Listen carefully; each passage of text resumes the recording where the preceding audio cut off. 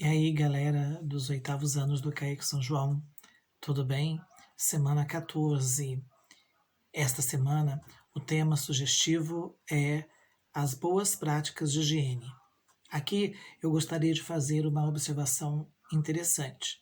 Muitas pessoas pensam que higiene é apenas tomar banho, deixar o corpo limpinho, a roupa limpinha, os cabelos bem penteados, bem cuidados, os dentes bem cuidados, enfim, uma questão externa, mas não é. Uma boa prática de higiene, ela envolve também a questão emocional.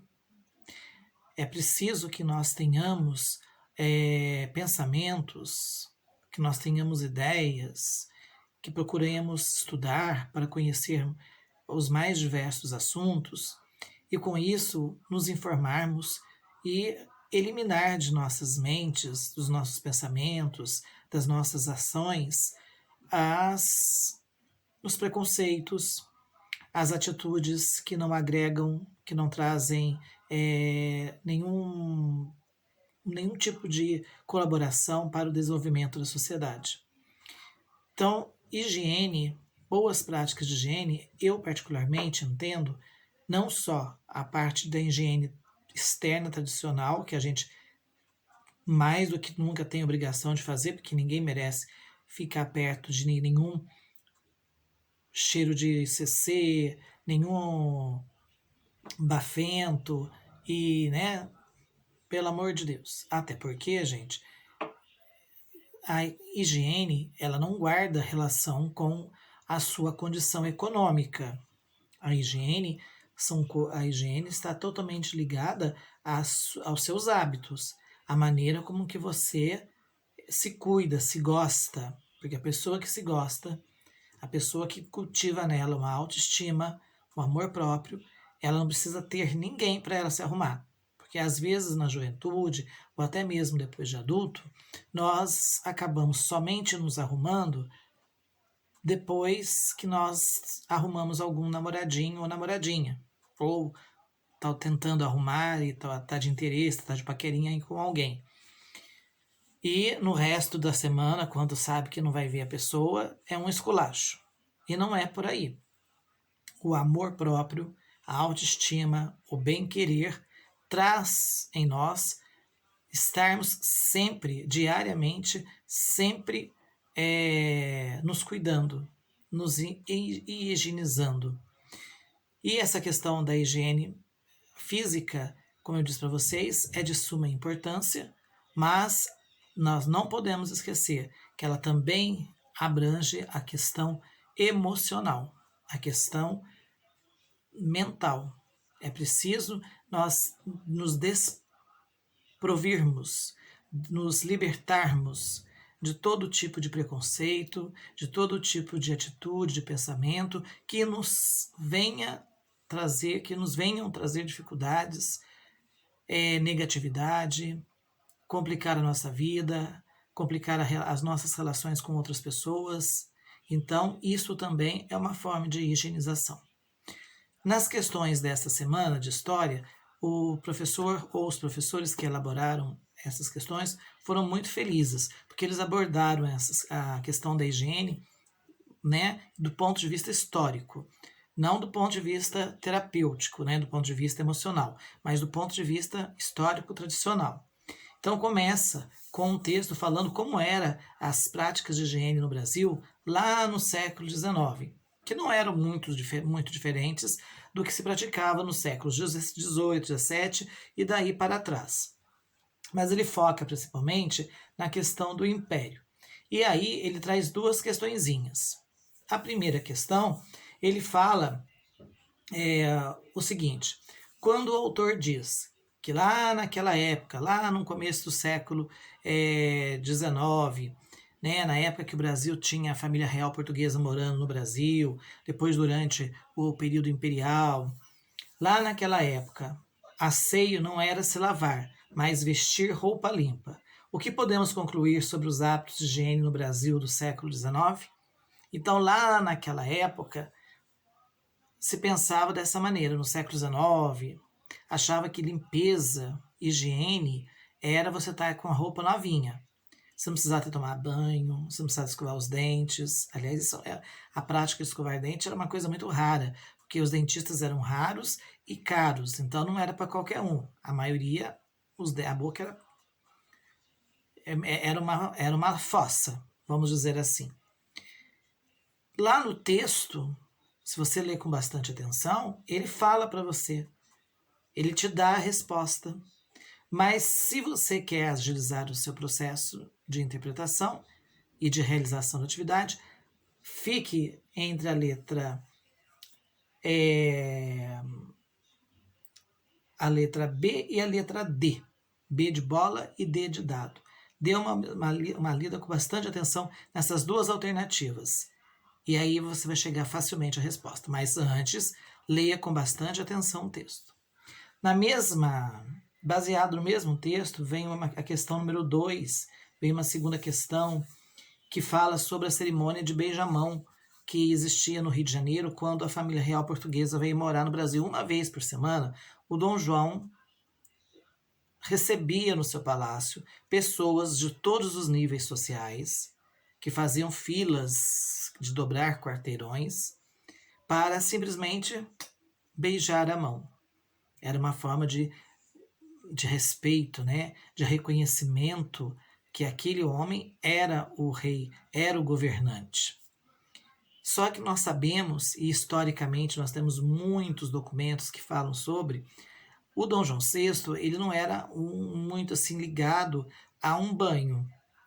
Ele não era o vaidoso, né? Ele não era o Mauricinho que pudesse servir de exemplo para a história. Pelo contrário, ele era bem desleixado. Então, o texto fala sobre essa questão do beijar a mão e da falta de higiene do Dom João, que lhe trouxe muitas doenças. Então, a pergunta é a seguinte: sobre os aspectos higiênicos da cerimônia do beijamão, marque a alternativa correta. Ao entrar em contato com as mãos de uma pessoa que higienicamente é extremamente porca, vamos dizer desta maneira bem clara, você acha que você não se contamina? Por que hoje em dia, com essa questão da pandemia, nós nos evitamos nos tocar? Porque é através do toque a gente acaba trazendo para dentro de nós o vírus. É uma das formas de contágio, né? Portanto, naquela época e em outras doenças também, a questão da higiene é muito transmitida através das mãos. Lembrar que naquela época as pessoas não tinham essas noções, essa conscientização de que nós temos hoje, de que a higiene, principalmente das mãos, a higienização das mãos evita uma série de problemas, de doenças. Muitas das nossas gripes, alguns piriris, a gente pega porque a gente não limpa as mãozinhas, não lava as mãozinhas adequadamente. Aí joga para dentro um monte de vermes, de bactérias que vão nos causar alguns probleminhas, muitos até graves. Então ali eu leria com bastante atenção a letra C e a letra D. C de cebola e D de dedo. Foque nas duas opções, que facinho você descobre qual que é a que deve ser marcada. Depois vem um outro texto que mostra um dos momentos mais assim, uma das coisas mais tristes da história, né? Porque o Brasil, durante cerca de 300 anos, ou um pouco mais, ele viveu basicamente do trabalho escravo, principalmente do trabalho escravo africano. A questão nós tínhamos escravos para fazer de tudo, para cozinhar, que eram chamados escravos domésticos. Nós tínhamos os escravos que iam trabalhar nas áreas rurais, que iam trabalhar na construção civil, portanto eram chamados escravos de lida. E tinha os escravos que eram chamados de tigre, que eram aqueles que carregavam os restos fisiológicos das pessoas, dos seus donos, e despejavam no mar. Porque naquela época, praia não é igual hoje. Nós não tínhamos aquela visão de praia de lugar de turismo, de lazer. Praia servia para desovar sujeira. Então, como nós não tínhamos rede de esgoto, não tínhamos água encanada, as pessoas tinham as próprias vasilhas, os próprios materiais, os próprios equipamentos para realizarem suas necessidades fisiológicas básicas, né? Xixi, o número 2. Mas isso era depois juntado dentro de uma vasilha e levado por escravos e jogados no mar. Isso é no caso das cidades litorâneas, né? Nas cidades do interior, provavelmente nos rios, ou no mato, em algum lugar mais afastado. Então, esses escravos que faziam esse trabalho eram chamados de tigres, e no texto ele explica por quê. Né? Porque muitas vezes o vasilhame estava furado e escorria aquela sujeira toda, e eles ficavam com a pele toda manchada, como se fosse, né, todo, cheio de aquele líquido nojento escorrendo pelo corpo, feito listas como se fosse um tigre. Então ele pede para você assinar lá a alternativa incorreta,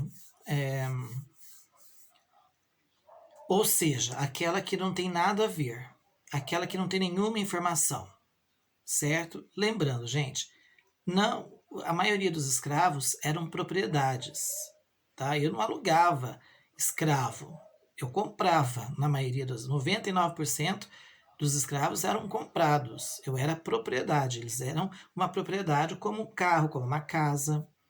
Então, observe bem esse comentário que eu estou falando aqui na aula. Os escravos não eram geralmente alugados, eles eram comprados, tá? Então fiquem atentos a essa dica, que através dessa dica você responde essa questão aí, número 3. Tá bom? Um forte abraço e até semana que vem. Tchau, tchau.